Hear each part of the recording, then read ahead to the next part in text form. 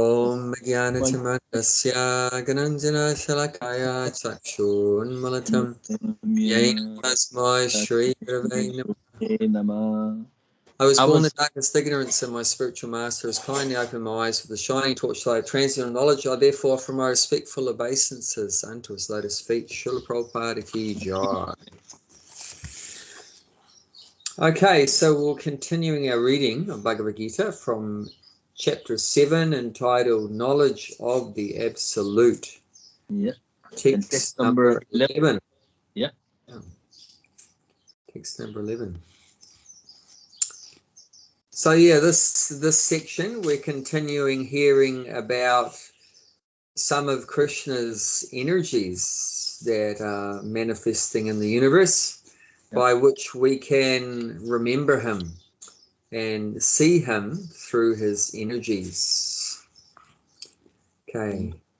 Balam balavatam chaham.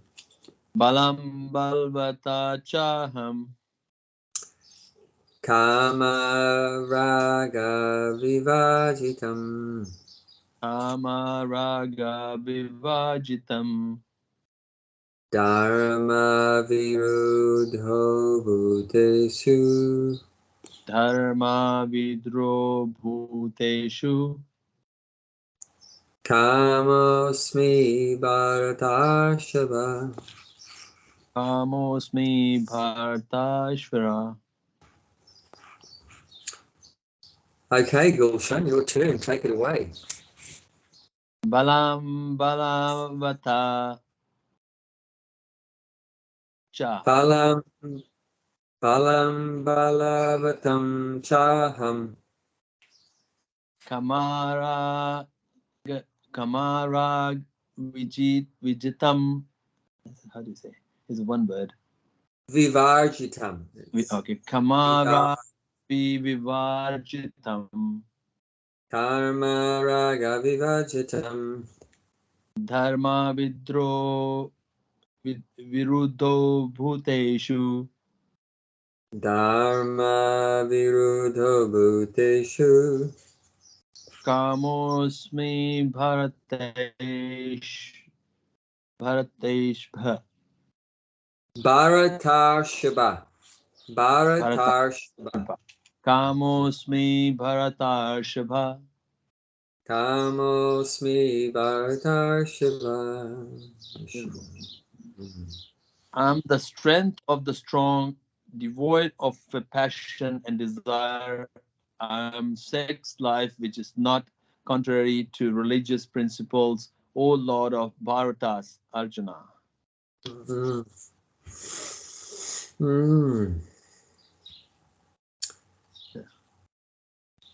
Krishna saying that I'm the passion, desires, everything is me. Yeah. Strength. So everything that exists comes from Krishna. So if we can just remember that,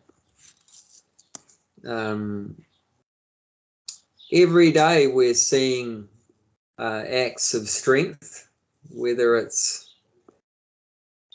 ourselves doing something, or we're seeing other people.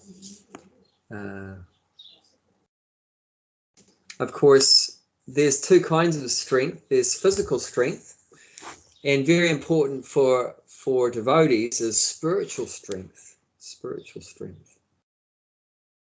Spiritual strength. Spiritual strength is very different than the material strength, the bodily strength. Spiritual strength is to be able to overcome, like it's mentioned, sex desire, for example. To be able to control the sex desire, that takes spiritual strength. Spiritual strength. To be able to overcome greed and anger and envy, pride, madness, all these different mental states that entangle us in the material world. To be able to overcome these things, that takes spiritual strength. And it's said the devotees, they pray to Balaram. See, Balaram, Bala. So Bala means strength, and Rama means pleasure. So he takes pleasure in displaying his strength, and Balarama. So we devotees pray to the Lord in the form of Balaram and even in the form of Krishna. One time, Prabhupada asked the devotees, who is stronger? Balaram is stronger or Krishna is stronger? What do you say, Gulshan? Between the two, Balaram and Krishna, who is stronger? Krishna. Okay. Well, it's two things. It's called one is called the Shakti, one is called Shaktiman. Shakti comes from Shaktiman. True. Shaktiman doesn't come from Shakti. So Krishna is a Shaktiman. Everything is come from Krishna. Any Shakti, any power, any strength come from Krishna. But I mean, Balaram isn't Shakti. He's also a Shaktiman. He's Shaktiman. First expansion of Krishna. He's a Shaktiman. Both are equal, is it? Well, yeah, that's the question. One time, Prabhupada said the only difference between Krishna and Balaram is that Krishna is blue or black and Balaram is white. Okay. But otherwise, they're pretty much identical. Okay. Balaram is another time. Is it? Oh. Another time. I think Prabhupada said that Krishna is the enjoyer of Radharani, so not Balaram. So that's a difference there, but very small differences. But in this question that Prabhupada asked, who is stronger, Krishna or Balaram, Prabhupada referred to the Vrindavan temple, Krishna Balaram Mandir, which you went to. So in the middle, if you remember, try to visualize the middle of the altar. So Gaunitai is on the left, Radhashyam Sundar on the right, and the middle is Krishna Balaram. So that temple he named the Krishna Balaram Mandir, isn't it? Yeah. It's the Krishna Balaram Mandir. Because that place where it is Raman Rati, that area of Vrindavan where the temple is Raman Rati. So Raman Rati. So that's where Krishna and Balaram, when they were boys, used to play there. So that's a special place for Krishna Balaram, that Raman Rati. So that Prabhupada gave the temple its name after Krishna and Balaram having pastimes there. Krishna Balaram. So in the middle is Krishna and Balaram. Do you remember how they are standing? Krishna and Balaram, what are they doing? I can't really pick that I can't remember, because I know Gauranga. Balaram has his arm on Krishna's shoulder. He's leaning on Krishna. Balaram has got his arm resting on Krishna's shoulder. Okay. And so Prabhupada said Krishna is stronger. And he said the evidence is that Balaram is resting on Krishna. Yeah. So Balaram is resting on Krishna, so Krishna must be stronger. So but they both have unlimited, not just physical strength, of course, but the Lord can help us overcome obstacles. There's so many obstacles actually on a spiritual path. You know, we're trying to be Krishna conscious, but there's, especially in Kali Yuga, oh my God, there's so many obstacles. And obstacle is pretty much it's their life. Even if it's not in the spiritual path, obstacle is still there. If you're in the spiritual path, still there. But if you take the spiritual life, then there's even more, because like Prabhupada said that if you try to escape Maya, Maya will especially attack you. That's true. If you try to, it's like if you try to get out of the prison, then the prison warden, the superintendent, will be directing all of his efforts on you, like that. So trying to escape. So as soon as a soul tries to escape the material world, it said that Maya tests Maya, because Maya is actually Krishna's devotee too, but Maya she wants to, anyway. yeah, Krishna's energy. So she wants to be sure that any soul that goes back to Godhead is fully surrendered to Krishna, fully sincere, and not at all possessing still the materialistic qualities like lust, greed, anger, envy, pride, and so forth. And envy, you know, especially envy of Krishna. So that has to be gone. And this desire to enjoy, you know, Krishna's energy separate from Krishna. So she tests, Yeah, and sends so many obstacles there in the way of the devotees. so many devotees fall down. Yeah, yeah. Right. Especially, it said the two biggest traps of Maya is money and woman. Or money and men, depending on which position you're in. If you're in a woman's body, it's money and men. If you're in a man's body, it's money and woman. Yeah. So the opposite sex. You have to be really careful about that. If in the temple, if any woman look at the sideways to you, that will be definitely a Maya. It's very hard to escape. Yeah, it says, Prabhupada said Maya is so powerful.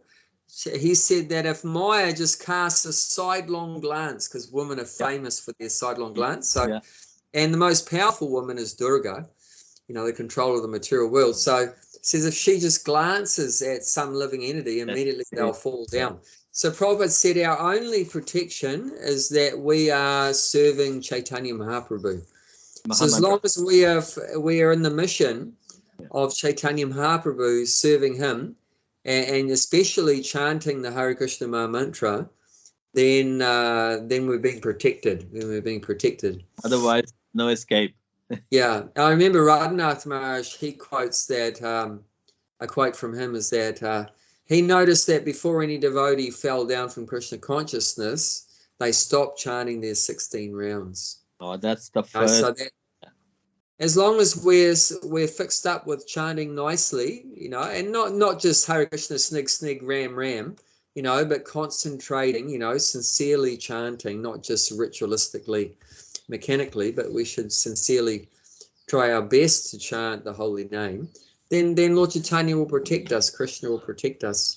Yeah. But if we become slack in these basic things like the four regulated principles and chanting our 16 rounds, then Maya, you know, definitely will attack.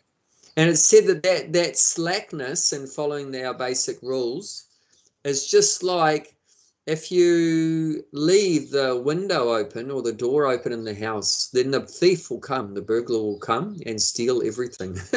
Yeah, definitely. So like that, you have to be just like you're careful to close all your windows and lock the doors and everything, because you don't want the thief to come. So in the same way, we need to protect our spiritual life by chanting nicely Hare Krishna Maha Mantra and following the four basic principles like that, and respectfully dealing with devotees and other living entities, not committing offenses like that, which is also very dangerous for our spiritual life if we commit offenses to others, or offenses to the holy name, or offenses to other living entities like that. So like that, we would want to try to behave properly, and then Krishna will protect us. Krishna will protect us. Beautiful. So yeah, there's material strength and spiritual strength. So any material strength that we have, then you know, that is Krishna. Krishna, that strength that we have or someone else has, that is Krishna's energy.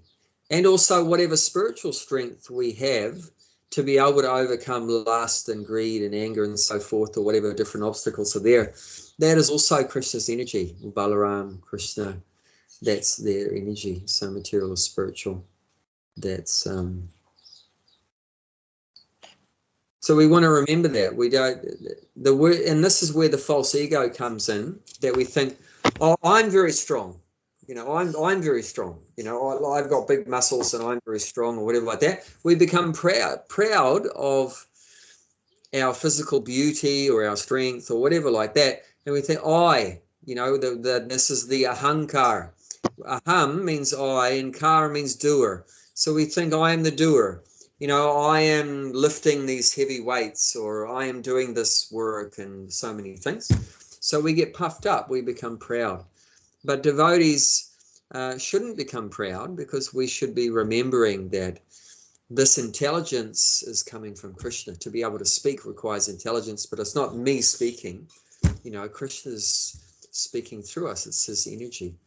And like that, or it's not my strength, but Krishna's giving some strength. Like we've talked about Arjuna, you know, when Krishna left, Arjuna couldn't protect the queens with his bow and arrow. He was ineffective. He felt like he was impotent. He'd lost his potency.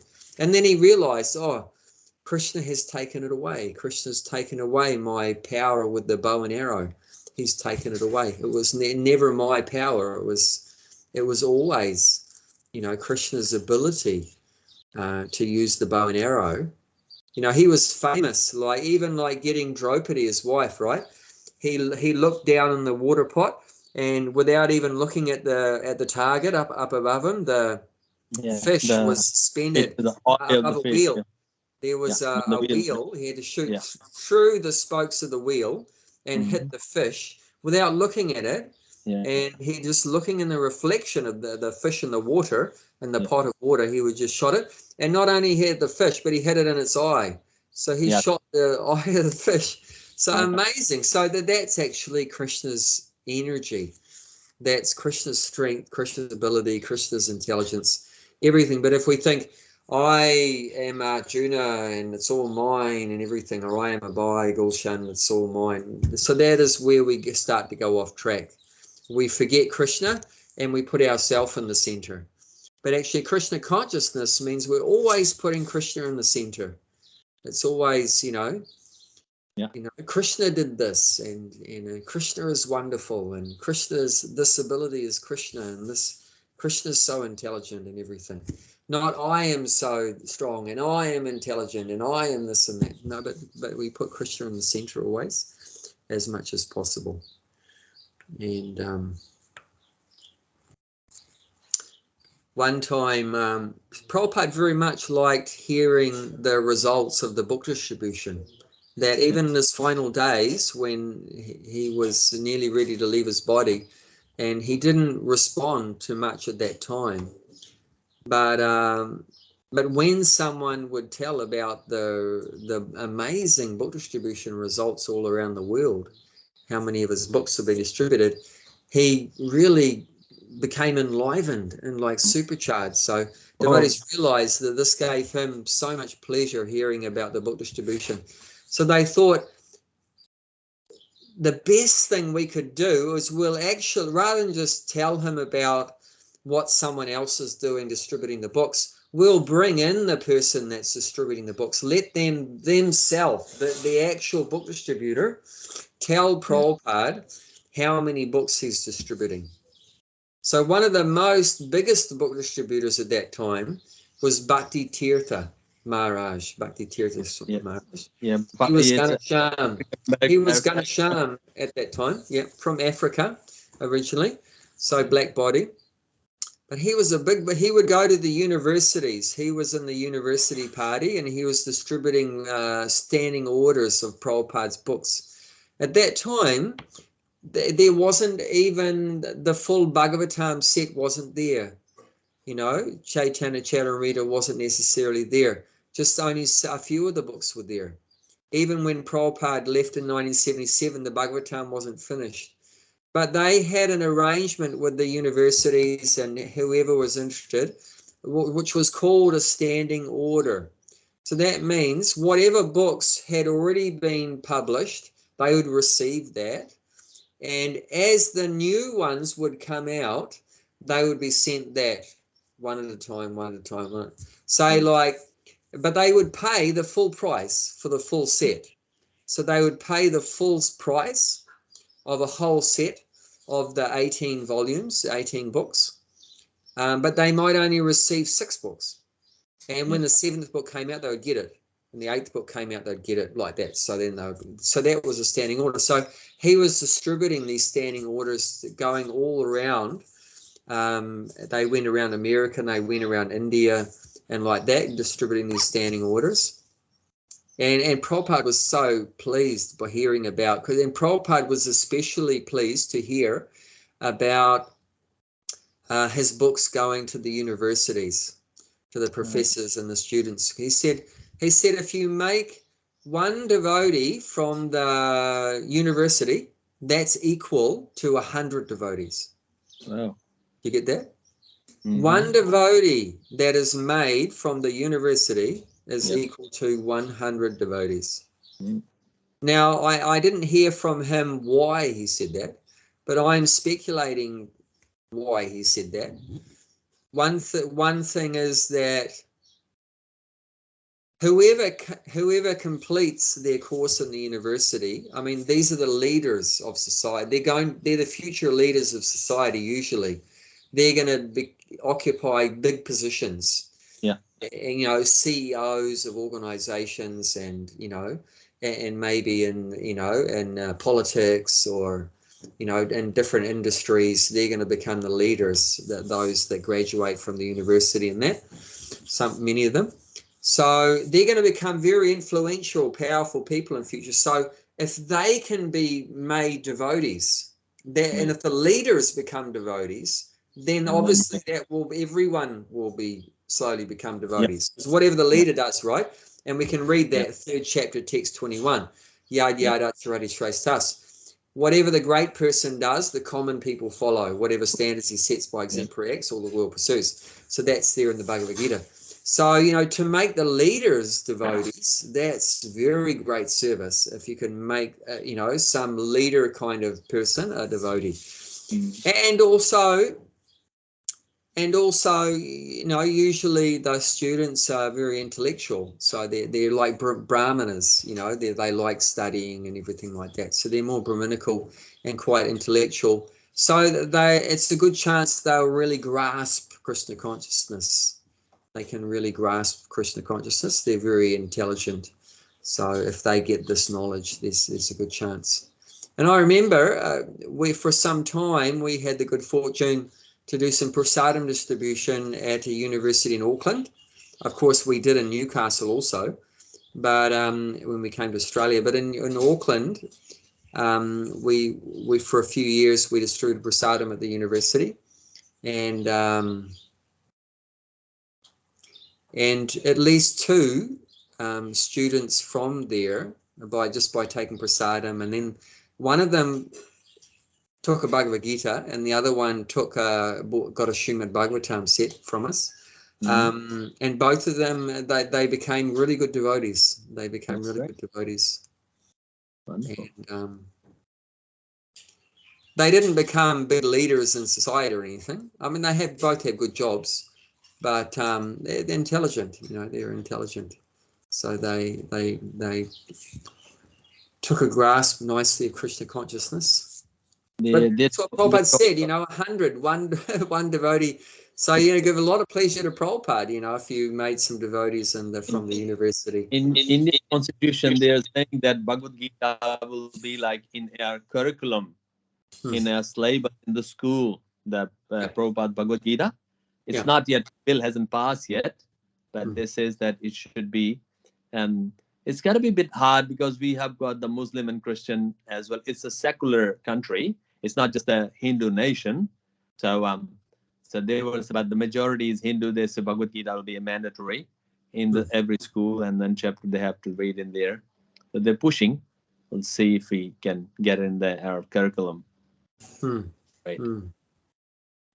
So getting back to our story, that they were thinking, well, Prabhupada gets so much pleasure from hearing about book distribution, especially at the universities. So why don't we get the devotee themselves, you know, that's distributing the books, to personally tell Prabhupada? He'll enjoy that so much. So they brought in Ganesham, who was distributing so many books, and Prabhupada was getting a lot of pleasure from hearing his amazing adventures distributing books. So Ganesham came in, and Prabhupada was on his bed, you know, lying down because he was nearly ready to pass away like that. And the first day he came, the first day he just arrived, so he just came in, and the devotees told him he asked who's in the room. So he said, such and such Das is here, such and such Das. And then he mentioned Ganesham. So, Ganesham, he knew, the book distributor. He said, bring him here. So Ganesham came right up to the bed, and Prabhupada started rubbing his head. Can you imagine? He's in ecstasy. Prabhupada was so happy. His little son, like the father will pat his son's head, rubbing his head. It said that's very auspicious if the father is rubbing the son's head. This is a great blessing. Yes. The father is rubbing the head of the child. It's a sign of great affection and love, of course, and it's a blessing, So like that, and he was in ecstasy. Ganesham was in ecstasy. And the next day, Tamal Krishna had the idea, why don't we get Ganesham to personally tell Prabhupada about his book distribution? He'll be so happy. So he came in, and then he said, he started talking, I went to such and such university, and then I spoke to this professor, and then I did this, and then I distributed these books, and then I went to this one, and then I did this, and then I distributed, and I. And Prabhupada was completely silent, which was unusual. Normally he would be responding ecstatically to all the things happening. But here was a book distributor telling about what he'd been doing. I did this, and I spoke to him, and I. And Prabhupada was completely quiet. Not only that, but his face was so grave. He was grave means you can't tell what's going on inside the person from the external. Very grave face. You can't. He's been quiet. You can't tell what they're thinking or what's inside. Very stone grave face, it's called. So Prabhupada became very grave, and that they realized, all the devotees in the room realized Prabhupada's not happy. Yeah. Prabhupada's not happy. And then Prabhupada finally, he spoke and said, I can't remember exactly what said. I don't want to pretend that I'm saying what Prabhupada said because I can't remember exactly, but I know the basic idea was that he chastised him. That, if you think that you're doing it, then you've lost everything. This is not the reality. It's not us doing the work. We're just an instrument for Krishna. So basically Prabhupada,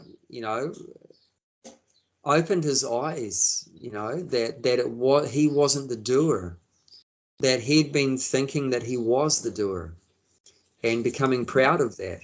But Prabhupada smashed that pride to pieces, and he felt like this big, And looking back, he always said that of those two experiences, when Prabhupada just poured affection on him, it was a very positive experience. Yeah. And the next day, where Prabhupada cut him down and smashed him, in one sense you could say it was a negative experience. But of the two, he said that the second one was the best.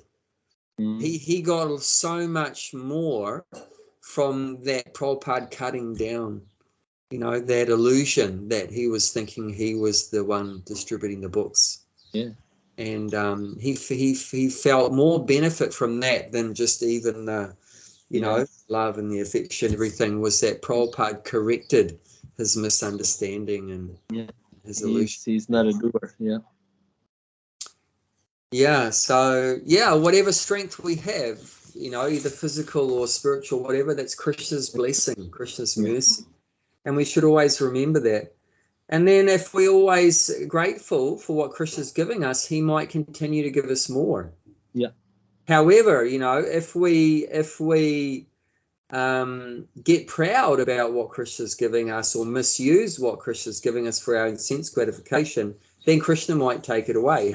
So if you want to keep having the facilities, then always be very humble and grateful. Thank you, Krishna, for this money. Thank you, Krishna, for this family. Thank you, Krishna, for this house. Thank you, Krishna, for giving me good health. you know, good friends, everything, you know, we should always be very humble and grateful. Because if we get puffed up and carried away, you know, my money, my house, my car, I'm so beautiful, look in the mirror, I'm so good looking, whatever, then Krishna might take it away, you know. So if we don't want to be stripped down naked, I then was in India a couple of months ago, and like anywhere I go with my family, my sister always buys some saris. yeah. And I asked that, like, I said, how many saris have you got? She said 250. I said, why? Why do you need 250? It's all different occasion. I have to go to the different saris. I've got to wear that. And this is, and I'm talking to my brother-in-law. I said, what are you doing? Aren't you Yeah. control my sister? He Yeah. said, well, that's her own money. You know, she works and like things like that.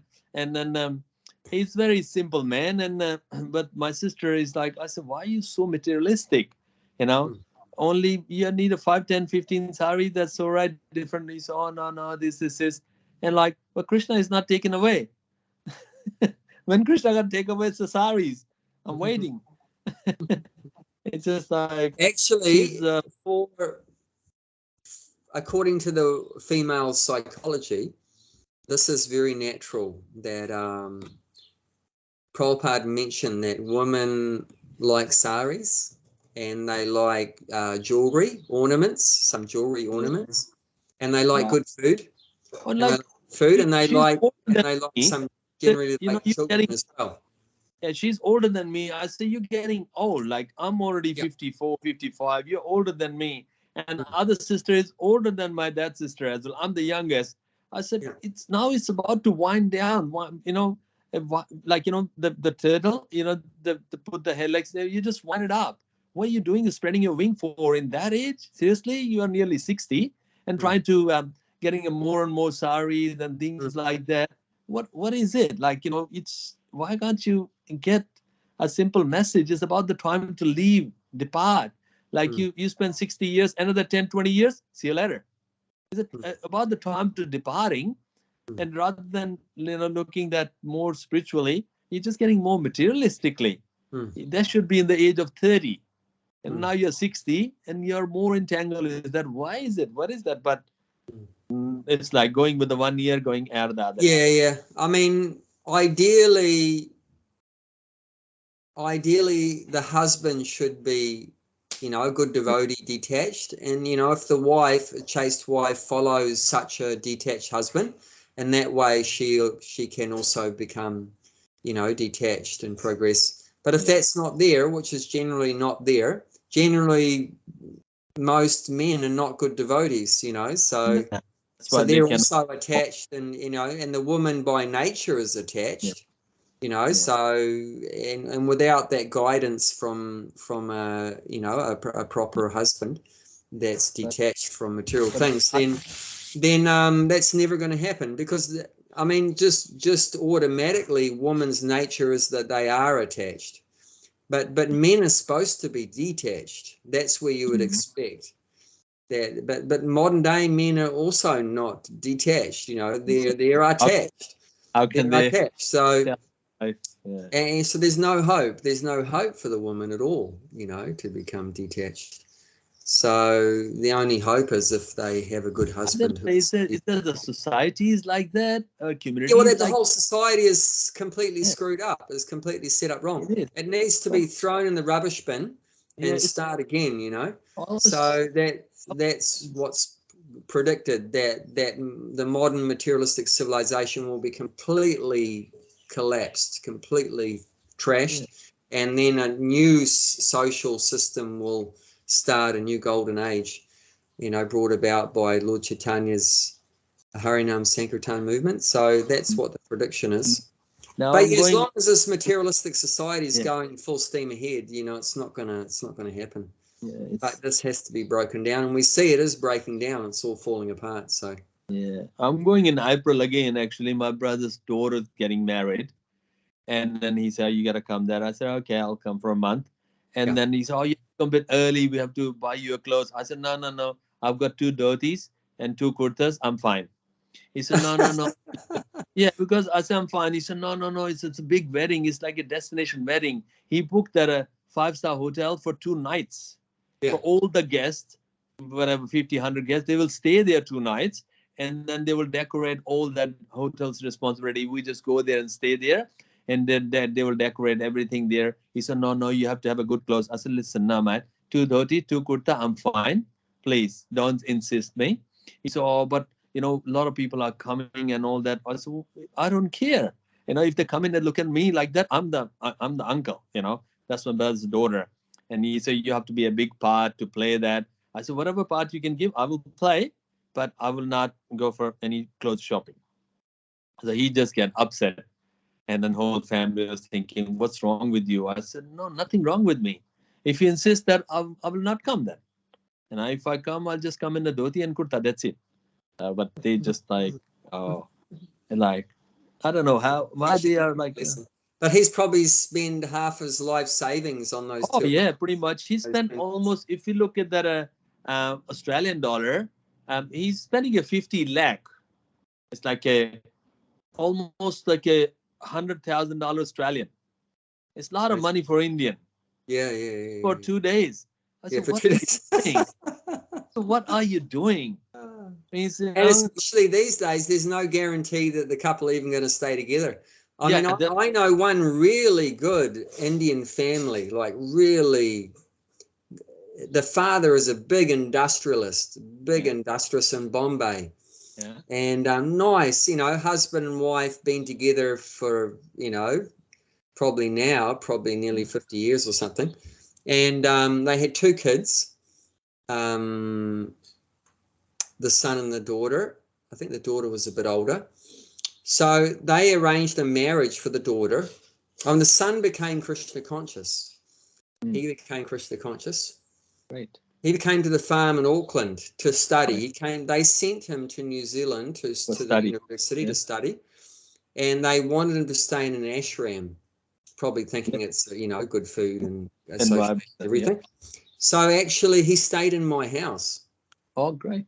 Because he was staying in a little cabin in the farm, and it burnt down. It burnt down. So as trying to help the guy out, he stayed with us, and he actually became an initiated devotee. Good. He became an initiated devotee, and then the sister also became initiated devotee. Great. Of Gopal Krishna Maharaj, and both of them, I think. And then, so then the parents were very happy. So then the parents arranged a marriage for the daughter. And, but he wasn't a devotee. She was a devotee, but he wasn't. He was another industrialist, like the father. So she got pregnant, as usually happens after marriage, but and then there was a divorce. Oh. So it didn't even last for 6 months. The marriage lasted about 6 months, and then the son, he had a love marriage, So he after that he went to England, and he hooked up with some girl he liked there. And then they got married, and their marriage lasted 1 month. So the daughter's 6 months, the son is devotee, and then the mother and father is talking to me, and they're completely destroyed. Completely all their peace. But son was a devotee. It's just devastating for them. The daughter's divorce, and then the son 1 month divorce. And they're just completely distressed. But that is the situation in modern day society. And then, I mean, if you spend 100,000 Australian dollars on that, and then after 6 months, that's devastating. Not only your pocket is empty, but your heart is broken. Like that. So, I mean, we hope that doesn't happen, of course, but it's becoming more and more common, unfortunately, even amongst Indians, because Indians also following all the Western things, European, materialistic and everything like that, and the spiritual life's on the back burner, yeah, or not there at all, you know. So family has got, there is a locker in the bank, everyone, and locker has got a gold in there, and they don't keep it at home, and they're paying a fee to the bank for that locker, and from years and years, just gold is staying there. I said, what are you doing? Are you out of your mind? He said, what is it? And this, oh, you don't understand. This is the Indian way, da da da da. You just went to Australia. You just like, you know. I said, why do you need all that? You know, we're paying bank to a fee for that locker, and then gold is just like, it's just, I did not understand, honestly. And he said, oh, did you save anything for your daughter to getting married? I said, no. I mean, it's whatever she wants to be, wherever she want to get married in a temple or a church. If she married in a temple, yeah, it'll be all right. And then you go done, and you know, $1,000, $2,000, $3,000, that's fine. And then have a good feast, prasadam, done. Yeah. Very simple. Yeah. And just like he said, oh, you're lucky. I say, you can be lucky too, but I think the society doesn't let them live. Society forces them to do these things. But then also it's up to us whether we're going to surrender to the society and do what society wants, or we surrender to Krishna. Yes. You know, like you're doing it differently. You know, you're happy just to distribute prasadam to everyone that comes to the wedding at some temple or whatever. And the other guy wants to do a very complicated thing in a 5-star hotel. So I mean, you're living in the same society, both of you, but you know, one is fully surrendered to Maya, and the other one's fully, you know, on the path of fully surrendering to Krishna. So it's like that. Yeah, we're living in the realm of Maya, but you don't have to just surrender to Maya. If we surrender to Krishna, and Krishna says that, it's just coming up 2 verses ahead, 7:14. Oh yeah, We can read that. 14. Okay, yeah, it's the divine energy of mind, consisting of 3 modes of material nature. It's difficult to overcome, but those who have surrendered unto me can easily cross beyond it. So this Maya energy is very difficult to overcome. The word is durachaya, almost impossible to overcome. However, there is a way out, and that's to surrender to Krishna, because Krishna is above Maya. Krishna is the boss of Maya. So if someone comes under Krishna's shelter, then immediately they're out of the Maya. In India, those who are a devotee of Krishna, ISKCON devotee, they must be getting married too, but they won't be that much in a 5-star hotel and all that. They'll be just it's like a Vedic vivah in a temple, and then a feast and prasadam. Is that it? Like in India as well? I mean, you'd expect that, but I mean, there's some very high up business people that are devotees in that too. So, I mean, they might still be stuck in the same paradigm. They want to invite hotel. Because, you know, you have all that prestige that you're a big guy with lots of money, so you like that. So, oh well, it's one of the big industrialists called that's Vijay Mallya. His daughter getting married, and he called Beyonce from England to sing that in the wedding. The 2 songs she sang that, and he gave that $250,000 Australian. For 2 songs she sang, and she came in the charter plane. It's a very big group, very big in the name in Hollywood and in the UK. And they came in the plane and then set it up, and she sang only 2 songs. And the funny thing is, half of them, all the industrialists there, they don't even notice or listen that anyway. They were too busy to doing their deal and drinking and all that, Indians, you know. And then they did not listen. She just collected $250,000 and then off we go. So it's just like, just for 2 songs, see? Some people are like, they got tons of money to waste. Oh, well. Yeah, but that's expected. That's, you know, under the illusion of the material energy. But if we're going to become Krishna conscious, we have to do it differently. This life is so valuable, So valuable. We're talking about, it's actually not the money that's the real value. The real value is our precious time we have in this human body. In this human body, we can realize who we are and who Krishna is in our relationship with Krishna and get out of here, get free from suffering and go back to Godhead. So that is the real wealth. I mean, actually, you're very wealthy in that regard compared to your other family members. They might, all these sannyasis are wealthy enough, like, because they are in the Krishna consciousness. All the sannyasis, and they have got just sannyasi means just one bag, where he's got no home. He can just grab a bag and go. Wherever he can stay in the next place he goes, just a few clothes in the bag. That's it. That's all his property. It's said that materialistic people, and there's one verse in Bhagavatam, Nidraya Hriyate Naktam.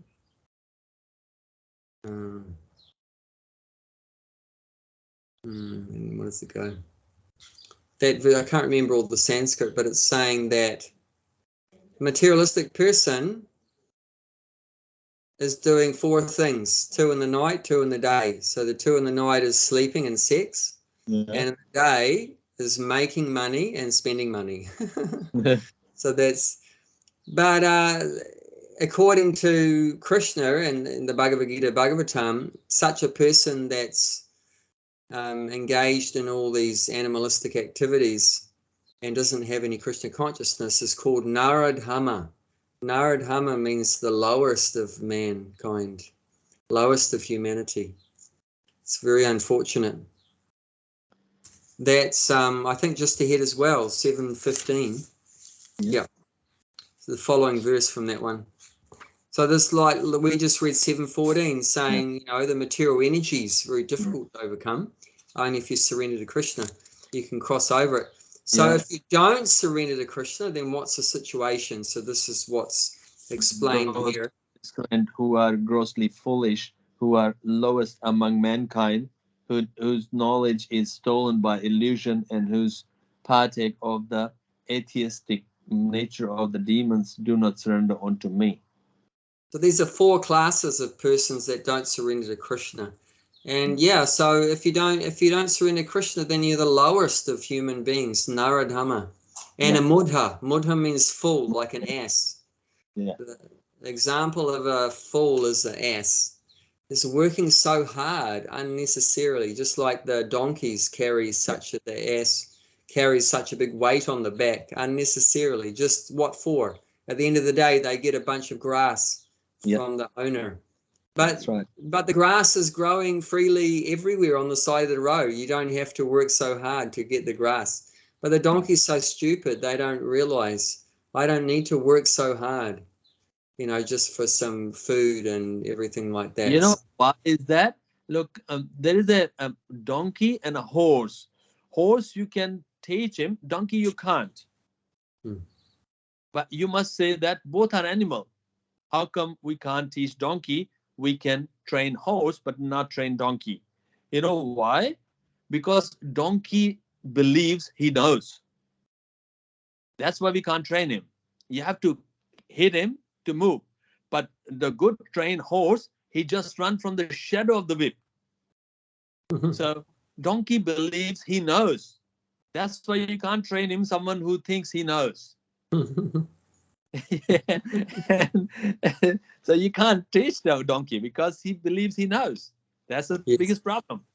This is the mood of proud. That's what I believe. So this is the condition of most people in modern day society, that they're not surrendering to Krishna, and as a result, they're in these 4 categories. Either they're just a grossly foolish ass-like person working like an ass, or they're the lowest of mankind. What does that mean? It refers to that they have this very valuable human life, this human life spent for becoming Krishna conscious and surrender to Krishna, go back to Godhead, but they're not using it for that. So they're the lowest of human beings. They're not even a human being, because a human being is meant to take to spiritual life, self-realization. So if you don't take to a self-realization in the human life, then you're regarded as Naradhama. lowest of human beings, not even just like Virtually, because you don't know when the next you're gonna get. Yeah. And if you don't use the human life for self-realization, definitely you're not going to get a human life in the next life. No. Definitely you will get the 400,000. lower species. Yeah, it's very unfortunate. And Maya Prahidagan means you have knowledge, you have good intelligence, but that's also stolen by Maya. And this refers to, intelligent people like scientists and that. So they got a good brain and everything, and they have lots of knowledge, but they're misusing the knowledge. And they say, what does the scientist say? There's no soul, there's no God, there's no next life. We all come from the Big Bang and we evolved from monkeys. And so that's Maya speaking, so the illusory energy has captured his mind and intelligence and everything like that. And then the fourth category is just full on demon. I hate God. I am God. There's no other God except for me, or everyone is God, or, real like, I can't talk to my father about God. As soon as I mention the word God, he becomes angry, so full on asura, means demon, yes. envious, like a snake, so this is very unfortunate, but this is what happens if we don't surrender to Krishna. Then Maya then completely takes us over. Yeah, definitely. Maya completely whips us and thrashes us and punishes us if we don't surrender to Krishna. So yeah, that's the only hope, is to surrender to Krishna. And then if we surrender to Krishna, then hopefully the good qualities of the soul will become manifest, not the bad qualities. If we surrender to Krishna, then hopefully the good qualities will come. And that's mentioned in the 16th chapter of Bhagavad Gita. It's called the divine and demoniac nature. So let's have a little look at that. It's good to see. So the first verses in the chapter talk about the divine qualities, 1 to 3. And then after that talks about the demoniac qualities. So yeah, if we surrender to Krishna, then we can develop the divine qualities. Yeah. And if we surrender to Maya, then we develop the demoniac qualities. So let's have a read of those, 16. So you can just start reading the beginning of the 16th chapter. What verse? First verse. It's all, there's 3 together. Oh yeah. Together. Yeah. Read them, just English. Yeah, okay. Supreme Personality of Godhead said that fearlessness, purification of one existence, cultivation of spiritual knowledge, charity, self-control, performance of sacrifice, study of Vedas, austerity, simplicity, non-violence, truthfulness, freedom from anger, renunciation, tranquility, and aversion to fault-finding, compassion for all living entity, freedom from courteousness, gentleness, modesty, steady determination, vigor, forgiveness, fortitude, cleanliness, and a freedom from all envy and from the passion of honor. These transcendental qualities, O son of Bharata, belong to a godly man endowed with the divine nature. So these are good qualities that awaken in us, that manifest in us if we surrender to Krishna. Yeah. So these are all very good qualities in the sattva guna, in the mode of goodness. And they come about. These are the natural qualities of the soul. It'll manifest that when you surrender to Krishna. Yeah, when we surrender to Krishna, then these naturally develop more and more. Yeah. But if we don't surrender to Krishna, and if we just surrender to Maya, then we can read a few from the next ones from 4 onwards. Yeah. Hey.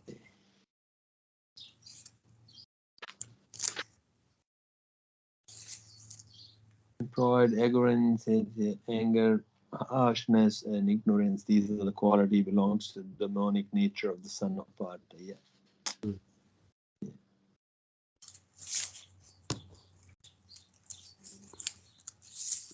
And then like in chapter 7, it says, text 7, it says, those who are demoniac do not know what is to be done or what is not to be done. Neither cleanliness nor proper behavior nor truth is found in them. Then the next one, they say that this world is unreal with no foundation, no God in control. they say it is produced of sex desire and is no cause other than lust. So this is like the Maya Aparadagyan. Their knowledge is stolen by illusion. They say that this world is false, it's illusion, there's no foundation, no God in control. It just comes from sex. That's all they think is behind this world, is just male and female of different species coming together and having sex. That's where it all comes from. That I come from my mum and dad who had sex, and they come from their mums and dads who had sex, and they come from there, and like that. That's all they can see. They don't understand, there's God is glancing over the material energy and the living entities coming into manifestation and all these kind of things, Lord Brahma and Shiva, but they have no understanding about the real facts about how things were created. That they can't see anything beyond just living entities having sex, and that's where it all comes from. So very foolish, very demoniac. So our only hope is to surrender to Krishna, and Krishna save us, Krishna protect us. One time Prabhupada said in a class, the only difference between me and all of you is that I can never fall down and you can fall down. And then after the class, Prabhupada was praying very intently to the deities. And a devotee was wondering, I wonder what he's praying. It must be a good prayer. If I could learn that prayer, then I can also do. So he asked Prabhupada, Prabhupada, if you don't mind, what were you praying? I'd like to know. And Prabhupada said, I was praying to the deities to protect me from falling down.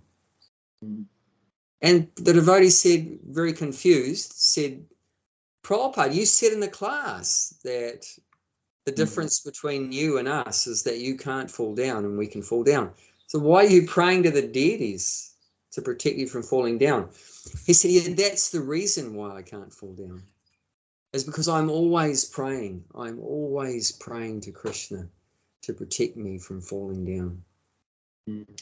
So you see that's an advanced devotee realizes that we're so helpless, we're so insignificant. Maya is so much more powerful than us. And our only hope is if we always pray to Krishna to protect us. Prabhupada gave that also as part of a definition for the Hare Krishna Maha Mantra. He said, the Hare Krishna Maha Mantra means, O energy of Krishna, O Krishna, Supreme Lord Krishna, please protect me. Please engage me in your service and protect me from your Maya. Protect me from falling down. So it's a prayer for service, and it's also a prayer for protection, to protect us from falling down from Maya. Like that. So that's the realization of an advanced devotee, realizes that we're so helpless. We always need to pray to Krishna to protect us. And if we always did that, if we're always very humble and always praying to Krishna for his mercy, his compassion, then we will be okay. But as soon as we forget that, then we're in trouble. Like he said, I have one criticism of my Western disciples. What is it? He said they're not afraid of Maya enough. They're not afraid of Maya. See, in India, people know about Maya. They're fearful. They're fearful. But in the West, we have no fear of Maya. So a lot of devotees like that. We don't realize just how powerful Durga is. Yes. And how different energies in the form of lust, greed, and anger, and so forth. We were never brought up with being afraid of Maya or anything like that. So it's actually healthy to have a fear of Maya. I mean, here it said the divine quality is fearless, but I mean, like a devotee is not afraid of dying. Like that, we're fearless. We're not afraid of dying. We're not afraid of growing old, getting sick and dying and all this kind of stuff. However, it's healthy to be afraid of forgetting Krishna, because that's what Maya is, right? Maya means forgetfulness of Krishna. So that is not wrong, to be afraid of forgetting Krishna, afraid of Maya. We should be, and that will help us to stay Krishna conscious. Anything that helps us to stay Krishna conscious is good. And one thing that does help us is to be afraid of forgetting Krishna, afraid of Maya. That is not wrong, to be afraid, to have fear of forgetting Krishna, because that fear will help us to, keep our Krishna consciousness.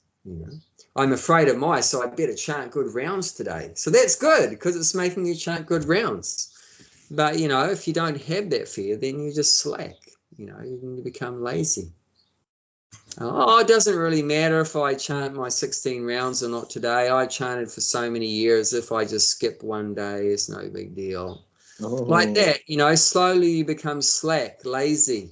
Yeah. But no, if you're afraid of Maya, it's like, one night I don't shut the doors and windows in my house. No, you can't do that. Every night you have to, because the thief is always waiting. Yeah. The thief is always waiting. As soon as you leave the window open, he's in. Yes. As soon as you leave the door open, he's in. So you can't think, it doesn't matter if I don't shut the doors tonight. No, you have to do like that. So Maya's always there. She's always just watching and seeing when we become a bit slack in Krishna consciousness. And Prabhupada was very serious. Oh my God. One time it was very hot in the summer there in India. They were there. And very hot, and Prabhupada's health was suffering in the heat. So they went up to one hill station out of Bombay. I'm not sure exactly what the area was. There's one nice hilly place out of Bombay, which is nice and cool. And some life members had a house there. And Prabhupada went there with some devotees. And so the first evening they were there, they had a meal with the guests. And then they went to sleep. And then early in the morning, Manglarati sort of time, Prabhupada called his servant and said, "Do you hear that?" And the servant listened, and he could hear the devotees snoring in the next room. And Prabhupada said, and then the devotee said, I think it's the devotees snoring. Prabhupada said, I know it's the devotees snoring. Wake them up. Tell them to come here immediately. We have to get out of here. If we stay here one more day, he said, everyone's going to fall down. Yep, Maya will there. And so he called the devotees in the room and said, we have to go. Pack your bags. If we stay here, everyone's going to, one more day, you're all going to fall down. We might think, oh, that's a bit too over the top. Why is he saying just because you sleep in one day, you're going to fall down? But no, Prabhupada could see that. A little bit of inattention and laziness, slackness, then immediately you're gone. And you fall victim to Maya, mode of ignorance and passion, everything. And Prabhupada found out the reason why they couldn't get up. Just one day there and they couldn't get up. He said, you remember last night we were eating together with the hosts. Yes. We were eating together with the hosts. They had a lazy Susan in the middle of the table, Western system. It means you got a little bit of the sabji and rice and dal, everything in pots. And there's a spoon there. And everyone helps themselves. You spin it around the table and you help yourself. But Prabhupada said all the food was contaminated. Because the host is helping themselves and then the devotee is taking the same one, helping. It's unclean, like we read, right, in the 16th chapter. Uncleanliness, the asura is unclean. So, when devotees serve food, we don't do that. Someone that's not eating will serve those that are eating. You don't, if you started eating, you don't go and grab a spoon with your dirty hand. Because what happens is, once you do that, your consciousness is transferred to that food. Yes. It's not bad if it's a devotee's consciousness is transferred to the food, but if a non-devotee grabs that They spoon, pass it on to you. and their lust and their greed and their ignorance and their foolishness and everything is transferred to that food, because it's all energy, right? It's all energy. So, and then you take on that. So, you know, these people are ignorant and whatever. So then you become ignorant. You can't get up in the morning. Yeah. See, we think, oh, it was just by chance. Just by chance I couldn't get up. No, it's not by chance. Nothing is by chance. There's a reason why you couldn't get up, because you took on that energy from an ignorant person. That's a sleepyhead. You know, you took on that energy from that sleepyhead, you know, by having that contaminated food after him. And like that. So Prabhupada he was perceptive enough to understand what was the cause, why they couldn't get up. So he said, go and tell the host that our spiritual master has taken a bad turn, his health has taken a bad turn, and we have to go immediately. Yeah. So they just packed their bags and left. They just woke them up. They woke up the hosts and said, oh, we have to go. Like that. So Prabhupada was very afraid that the devotees would fall down, you know. And we have to be very careful with Maya, you know. And in India, people understand that. Some people, most people, well, previously they used to. And but in the West, we don't have that healthy fear of Maya so much. Okay, let's read a little bit more of our verse for today. So we've talked about. Yeah. No, just about the translation. No, hang on. This is something that Prabhupada spoke on a few times. The next part. I am sex life, which is not contrary to religious principles, O Lord of the Bharatas. So that's one of Arjuna's ancestors is Bharat Maharaj. Actually, the whole planet used to be called Bharatavash. Yeah, Bharatavarsha. Yes. So it was named after King Bharat. Yeah. He's very, very famous. Yeah. King. One of the Rishabdev had 100 sons. So the oldest son was Bharat. There were other Bharats too. I think there's 3 Bharats that Prabhupada mentions. I can't remember at this time the other 2. But yeah, Bharat, the oldest son of Rishabdev, he was the king of the whole planet after his father Rishabdev, and he ruled the whole world very wonderfully, and the whole planet was named after him, Bharatavarsha. So he is one of the descendants of Arjuna. So actually read the purport, because the purport is all about the sex life point. The strong man's strength should be applied to protect the weak, not for personal aggression. Similarly, sex life, according to religious principle, dharma, should be for the progression of children, not otherwise. The responsibility of the parents is them to make their offspring Krishna conscious. So here Prabhupada does say something about strength. So you should use it to protect the weak, not for personal aggression. Yeah, so not that you're strong and you just beat up people and, you know, to show off how strong you are and everything like that. You're very violent and aggressive, and you take advantage that you're stronger than others, and you always hurting the weak people and abusing them and exploiting. And that's very common these days. You know, the strong people exploit the weak people. They abuse and exploit. Or if you have a powerful position, right? If you have a big position, you'll exploit the people under you. Oh, they're my slaves. I can do with them whatever I like, and I can treat them. I'm not going to feed them, and I'm just going to make them work hard, and I'm going to utilize all their work and take all the money and not leave them anything. And like that, you know, people exploit and abuse. But the point mentioned here is that, you know, God is giving the strength for this purpose, you know, to protect the weak. He's not making you strong to exploit the weak. He's giving you strength to protect the weak. And this is actually as you know, 4 social divisions: Brahmana, Kshatriya, Vaishya, Sudra. So the Kshatriya is meant to protect the weak. This is the purpose of that class, that division, that caste, is to protect the weak. Chat means hurt. The meaning, if you break down the word Kshatriya, so chat means hurt, but Triya comes from Triyate, means to deliver or free. Just like mantra, man means mind and tra means to deliver, to free. Yeah. So Kshatriya comes from the same root word that the tra from mantra comes from, means to deliver, to free. So someone's getting hurt and you have to deliver them. You have to free them from that position of being hurt, being someone's causing them pain. And in order to save that person from being hurt, you have to hurt the other guy. You know what I'm saying?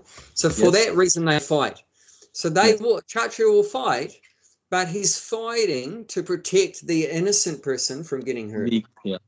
So when the Gunda, the dacoit, is hurting the people, the Kshatriya will come and beat him up and punish him or kill him, you know, to protect the innocent.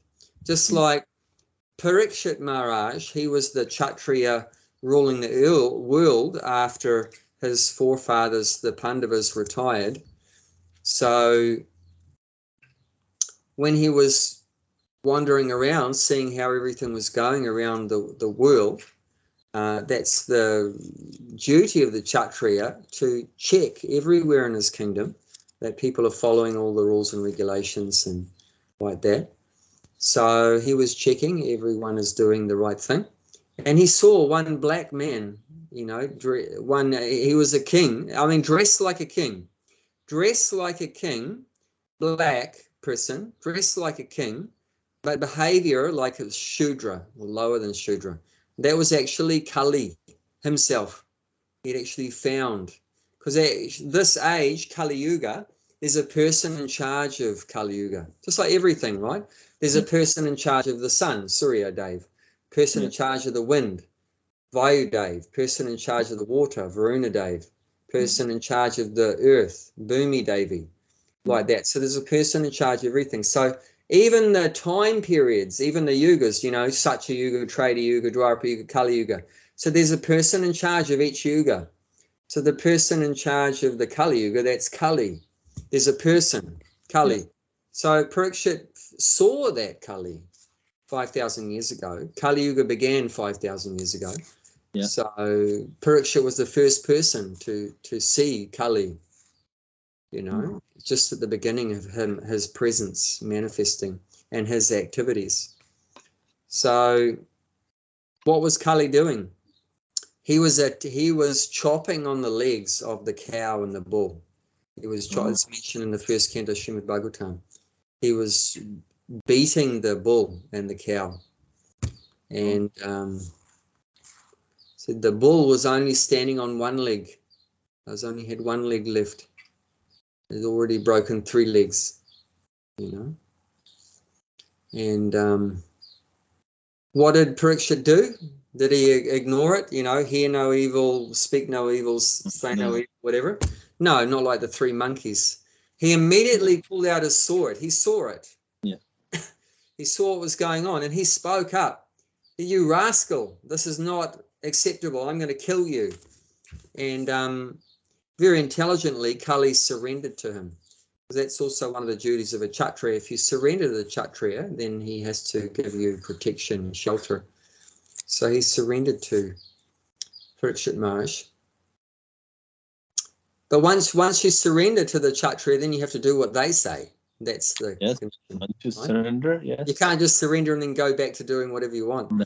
But so Parikshit said, "Get out of my kingdom." And Kali said, he was very intelligent. He said, "But you rule the whole planet. Where can I go to? There's nowhere to go. You rule the whole world." So then Parikshit said, "You can go to wherever there is meat eating, intoxication, illicit sex, and gambling." So there you have it. Now you know why we don't do those 4 things. Because those 4 things, that's where Kali is residing. That's where Kali is, those 4 things. These are sinful activities. It's called Yatra Dharmas Chaturvida. So Chaturvida, 4 kinds. of adharma. This is called sinful. Adharma. The word for sinful is adharma. Yeah. Dharma means pious or religious. And the opposite to dharma is adharma. You put the A in front of it, becomes the opposite meaning, sinful. Very impious, very sinful. So there's dharma and adharma. So dharma means following the laws of God. And adharma is your disobeying the laws of God. It means sinful life. And sinful life is summarized in these 4 areas. Sinful life means meat eating, intoxication, illicit sex, and gambling. So he said, okay, you can go to these 4 places. But Kali was very smart. He said, but you don't allow any of these 4 things on the whole planet. Is not allowed anywhere. So still there's nowhere to go. Yeah. And then Parikshit said, okay, you can go to wherever gold is being hoarded. Okay. And Kali was very happy with that. He said, acha, I accept that, you know. So that's, we know, is very dangerous then. Then Kali is wherever people are greedy for the money, accumulating wealth, unnecessary, like you said, you know, keeping all the gold stocked up, and all the saris and all the money and everything, all the rupees, and keeping too much wealth. And then Kali enters that place and then enters our mind. And it said that then a bit later on, Parikshit Maharaj, he acted out of character. He was hunting in the forest, and then he got thirsty, and then he came to the hermitage cottage of a sage, and the sage didn't receive him nicely or anything because he was in samadhi, meditating. He was oblivious. So he didn't welcome the king or offer him water or anything. So the king got angry, Parikshit got angry, and he saw one dead snake in the forest, so he picked it up with a sword and he hung it around the neck. Yeah. He hung the snake around the neck, dead snake around the neck, which is a big insult. Yes. Like that. And then we know later on that the son of that Brahmana, Shringi, I think it was Shringi. Anyway, the son of the Brahmana cursed Parikshit Maharaj to die in 7 days. So that's the whole story of Bhagavatam, right? He was cursed to die. So that's why he was cursed. And then the question is, well, ordinarily a devotee wouldn't do like that. It's such a small thing, you know, become angry. And even a pure devotee like him doesn't suffer from thirst. They can control thirst. They can control hunger. They're not under the control of hunger and thirst and lust and all these things. They control all the urges. All their bodily urges are under their control. So that was out of character for him. And then it was mentioned the reason for that was that he had a gold crown because he was a king, right? He had a gold crown. So that Kali had entered the gold in his crown. Okay. Kali, the personified Kali, the energy of this Kali had entered into his golden crown and influenced his mind. I thought it's a Krishna's Leela. No, we know it's true. It's true. And ultimately, that's the ultimate reason, is that Krishna wanted the Bhagavatam to happen. Otherwise, we would never get to hear Bhagavatam. Right. So in order for the Bhagavatam to happen, then that needed to happen. But just that's the ultimate reason. Yeah. But the immediate reason, the immediate cause, was the Kali entering into his golden crown. Yeah. But ultimately, Krishna arranged it. Yes. Yeah. All arrangements. But still, the lesson is also there that watch out. You know, if you're keeping too much wealth, then you'll get influenced by Kali. Yeah. So Kshatriya is meant to protect the weak people, not meant to hurt. No. And now, of course, because when Kali Yuga began, after Parikshit was gone, then the kings were mostly bad kings. They're very strong, but they're misusing their strength. And then Prabhupada mentioned, and because they were misusing their position as the king, then now there's no more monarchy. Now monarchy is finished, right? Monarchy is finished. Monarchy is finished. That's right. But Only like Prabhupada said also, now so now there's not one bad person ruling anymore, one bad person. Now we have hundreds of bad persons. Now we have democracy. Now it's even worse, democracy. Instead of one bad ruler, now you have hundreds all together. So exploiting the people and everything like that. especially And so the solution is not hundreds of bad people. It's not one bad person, but it's one good person. That's what you want, is one good king. That's the ultimate system. You have one good ruler. That's perfect. That's perfection. And that's what he's supposed to do. So the ruler is supposed to use his strength to protect all the weak and innocent people, all the subjects, the citizens. He's supposed to protect them. And now on the subject of, he says, I am sex life, which is not contrary to religious principles. So what is Krishna saying here? So that sex, that activity of sex is also an energy. That's an energy. It's impelled by attraction. So there's an attraction between the male and the female. That's called karma. So karma is that lust. The male is attracted to the female and female is attracted to male. And Krishna says, I am that lust. Sex life requires some attraction, some lust, desire, some desire for the opposite sex, to enjoy with the opposite sex. That energy is there in order for sex to take place. If there was no attraction between the man and the woman, or the male and the female in any other species also, if there was no attraction there, no desire, then sex wouldn't take place. So sex takes place, that activity of male and female's bodies coming together at union, is only taking place because there's desire or lust, karma is there. But it's saying he is that sex or lust, as long as it's not against the religious principles, dharma. Okay, so what is sex according to dharma? And what is sex according to adharma? What means religious sex and irreligious or sinful sex. So what do you think? What is religious sex?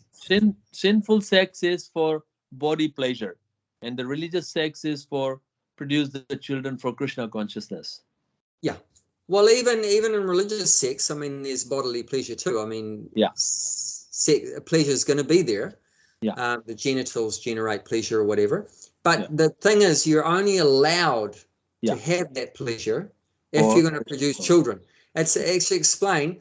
That's why Krishna arranged there's pleasure on the genitals, on the male and female reproductive organs. If it doesn't generate the pleasure, then people won't do it. If you won't do it, I mean, because what do you mean? There's no pleasure, and then I got to look after these kids for 20 years. It was so hard work, and then I got to educate them, get them married, and who would have kids if there was no pleasure? Because it's just pain after that, right? Then it's so many headaches and stress, and so Krishna's arranged that I'll put so much pleasure in that activity that'll make it worthwhile, all the pain afterwards, to have all the kids. This is the hardest thing to control. Yeah, that's that tongue and but that's that we can see that as Krishna's energy, as long as the end result of the sex is to produce children. Yes. To produce children, because Krishna wants that. Krishna wants that the species be expanded, produced, because when the body is available, then a soul can move into it, and the soul will have a chance to become Krishna conscious, if it's in a human life or even a non-human life. When that dog's body becomes available, or monkey's body or cat's body becomes available, a soul will enter into that situation, and then it will evolve. It will go next body, next. And it's always upwards. So below human species, they're always evolving upwards.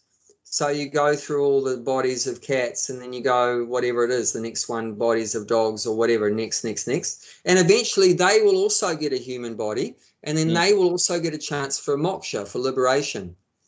If there wasn't any bodies available, then the soul couldn't appear, and we have to go through our material desires in that body or whatever. Then we can progress to the next one. But ultimately, Krishna's got it in mind that he wants the soul to get out of here, go back home, back to Godhead. But that's only possible to go back home, back to Godhead, if the soul can exist in a body and fulfill their desires, and then get eventually frustrated and fed up with their desires, and ready to evolve upwards and out of here.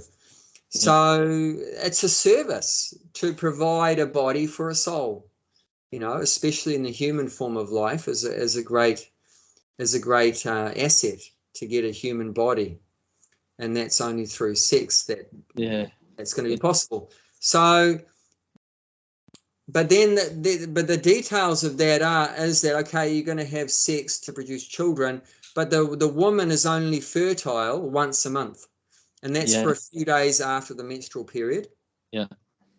And then, so that's the only time you can have sex, after the menstrual period, and then according to Dharma. And then no more sex while she's pregnant for 9 months, obviously, because there's already a soul in there. There's no point. You can't throw more souls in there. It's not going to work.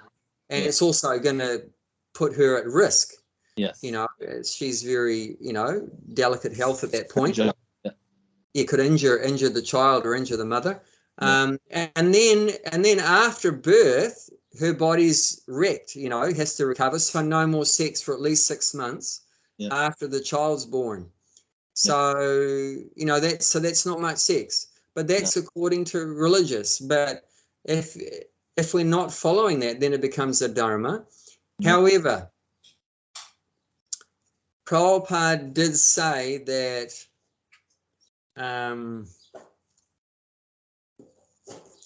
because devotees were having trouble following that, and some devotees, because that's, it's a very high standard from where they come from, having sex with anyone all the time.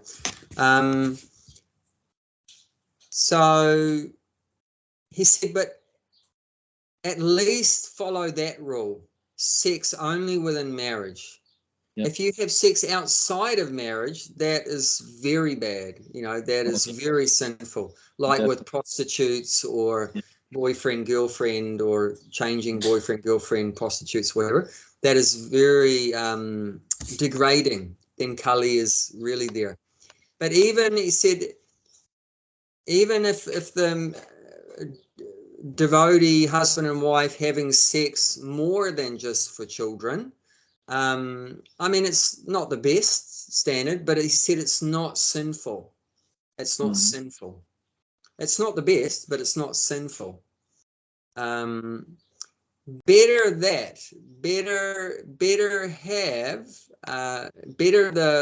married couple have more sex, and more than just for producing children, rather than going outside the marriage to get more. You know what I'm saying? Because that actually happened even to some of Prabhupada's disciples. Say the wife only wanted to have sex for producing children, but the husband wanted to have more sex, but the wife refused. So the wife refused, but he had strong desire to have more sex. So the husband went to a prostitute. And eventually that came back to Prabhupada. And Prabhupada actually was upset with his wife. Because of she refusing. He said, well, why she can't fulfill his desire? Why she can't? Because she can't fulfill his desire. He has to go to someone else to fulfill his desire. But that's actually part of the reason why she's there, to fulfill his desire, to keep him peaceful.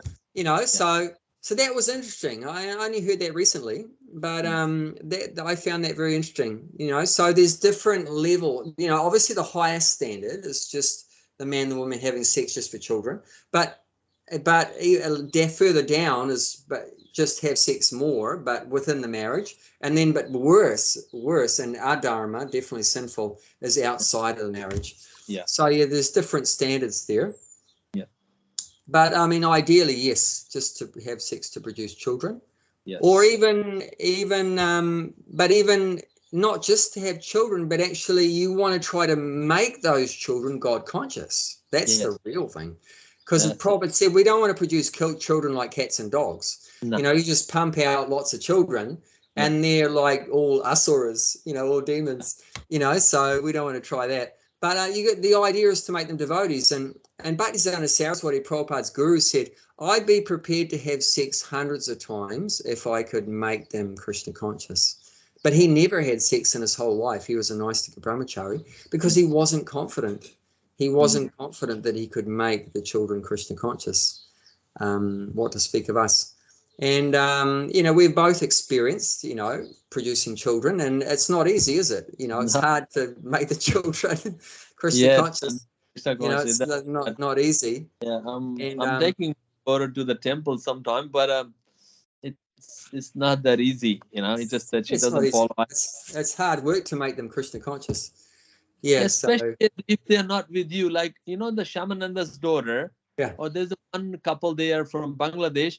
They comes at the moment they go into Bangladesh, but every Sunday they come to bring their twins daughter, and they are helping. Yeah. So they bring in the environment. Like as my daughter, I can't take as much as time that they bring in.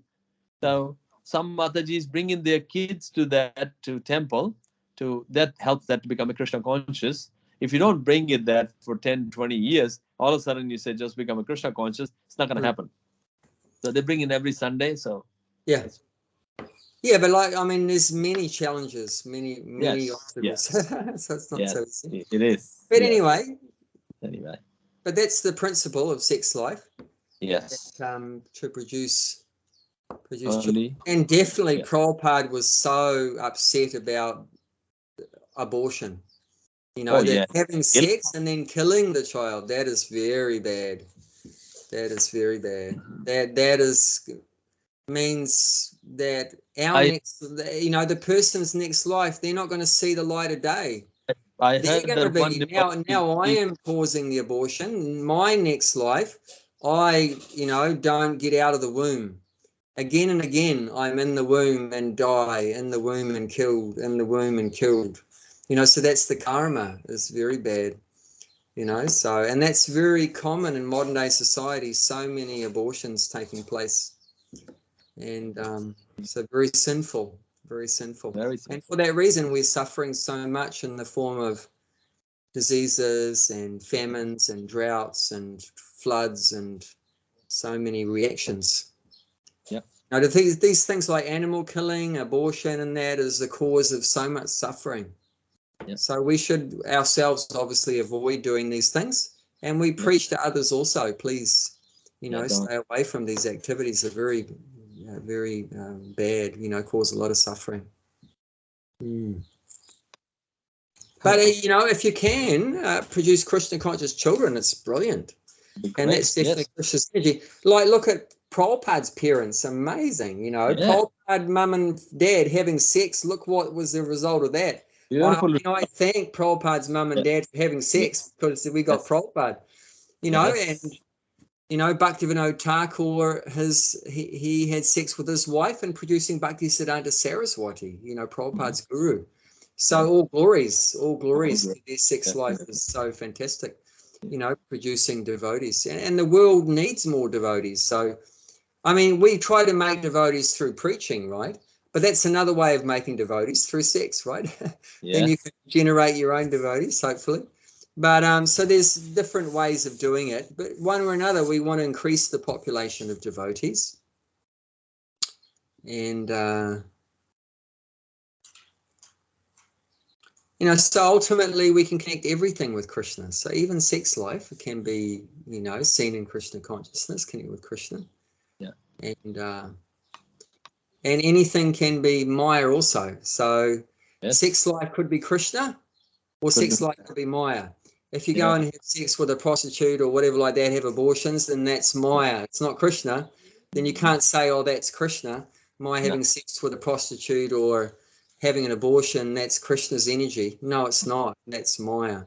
you know. But if you do it the way that Krishna wants you to use it, then yes, you can say that's Krishna's energy. Definitely. Yeah. It is very deep. Yes. Well, lovely to talk with you again. I hope you enjoy the festive season at the farm or wherever you are. Yeah, we'll go regularly, and Yeah. it'll be a wonderful time in the farm. Yeah, it's great. Yes. Okay, I'll see you next Thursday. Okay, take care, Prabhu. Hare Krishna. Hare Krishna.